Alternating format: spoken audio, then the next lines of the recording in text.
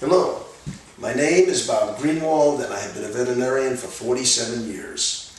And many people ask me, how do I maintain my love and enthusiasm for the profession after so many years? And the answer is simple. Inform before you perform. And when you do that, you will have a happy client, and a happy client makes you a happy veterinarian. This squeeze test will act as a prop that you can use to inform the client of what you're going to be doing when you do it. And the client who understands what a fecal analysis entails and realizes that this test right here is a complete fecal analysis device will be more than happy to pay in advance for this test. Now, when you charge a client in advance for a test, you accomplish many good things. One, you pretty much ensure that that client is going to return the specimen. Two, if the client does return the specimen, you're going to be doing more fecals and therefore practicing better medicine, probably getting more positive fecals as well. Three, if the client doesn't return the squeeze test, you certainly have been amply paid for that squeeze test device. Fourth, if you take the time to use this as a prop, the client understands more about what a fecal analysis is. It's more than just looking at the brown stuff. And they're more than happy to pay you a fair fee for that service. And fifth, when they return the specimen, invariably they say to the receptionist, "How much do I owe you?" And the receptionist can then say, "Oh, no charge today, Miss Jones. It was already paid for." And the client loves that, and the receptionist loves to say it. And so it's a win-win situation for everyone. And now, Dan Atchison, my client, and myself will show you how this is all done in a real-life situation. Well, Dan, as I've told you so many times before, you're such a pleasure to have as a client because you take such good care of your dogs. And BB is in great shape. Her blood picture is normal. Her heartworm test was negative. Her basic physical was good. She's all up to date on her vaccinations. So we're in really good shape. The only thing we're going to need now is a fecal exam so we can check her for parasites. Okay, tell me how much to get and I'll get it for you, Doc. Well, Dan, you and I always joke about things like that. I don't want a whole bunch. In fact, here's a container that's also a device that we use for the analysis that you can put the poop in. Okay, I like the size of that container. Yeah, I know what you're saying, Dan, but I don't, just because it's a big container don't mean you need to fill it up. We just need about a spoonful. You see, you can just take this spoon right here and tear it off. It breaks off real easy. Scoop up some poop. That'd be about a grape size of poop.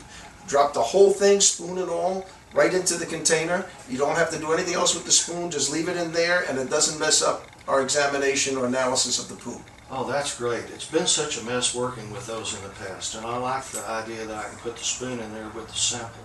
Okay, real good. And then when you return it, Dan, I want you to realize that this is a complete analytical device, because you see, we can add some solution to this poop and then we can squeeze it and squeeze it. You see how squeezable that is? And that mashes the poop between the sides of the walls of this container and makes it into a poop soup.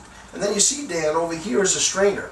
And this strainer acts as a filter, so we then take the poop soup and we filter it through the strainer, through this funnel, into a test tube that's sitting in a centrifuge. Then we spin it, collect the eggs that come to the top of the tube, and examine it under the microscope. Well, one thing I really like about you, Doc, you explain things so well to me. And by the way, I like the idea of the strainer. That way I don't have to worry about getting dirt or grass in the sample. And you're absolutely right. It doesn't have to be a super clean poop, just a poop. And just the right amount, which would be about the size of a grape. So here you go, Dan. Just bring us a sample first chance you get. Okay, I've got a question. From the time that I get the sample to the time that I return it, how much time do I have? That's a good question, and I'm glad you asked it. If you collect it during the day, it could be any time that day. But if you're going to keep it overnight or over the weekend, probably not a bad idea to put it in the refrigerator. And I know that sounds kind of yucky, but this has got a super seal on it, so you can put that in the refrigerator, not worry about it, and then you could bring it back a couple of days later. That would not be a problem. Okay, Doc, great. I'll get you a sample. And Dan, thank you once again. It's always a pleasure, working with you and BB and your other bulldogs. Likewise, Doc. Hello, Mr. Atchison. I see you have a sample for us. I sure do, and it's still warm. Okay, you can call us in about an hour for the results. Okay, how much will I owe you? There's no charge for today, it was prepaid. Okay, great. By the way, tell the doc the container worked real well. Okay, will do. I'll take this back to the lab and have a great day. Okay, thank you, Karen. Bye-bye. Thank you, bye. Well, I see that Dan left us a sample, so now I would be the tech or the veterinarian, and I would just snip the top off of here, which then allows us to enter a fecal solution. And there's marks on this container so that the tech can decide how much solution they wish to add, and then we just macerate it to make a fecal emulsion. I call it a poop soup. And we do that until we now have a nice fecal emulsion.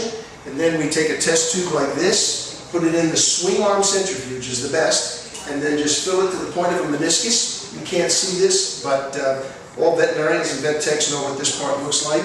Then we just throw this away. We add a cover slip. There's a cover slip that goes onto the tube. We close the centrifuge, we hit the press button, and 7 to 10 minutes later, we can take that cover slip, put it on a slide, and look at it under the microscope. So I hope you can see how quick, efficient, and simple this is. The whole process didn't take us 20 seconds to get it ready to be put into the centrifuge. So as a client, you can see that this is a complex analytical examination, but can be done very simply with the use of the SqueezeTest device. And as a veterinarian, you can enjoy the simplicity and how clean it is. One doesn't even have to wear gloves when doing the SqueezeTest. Thank you very much.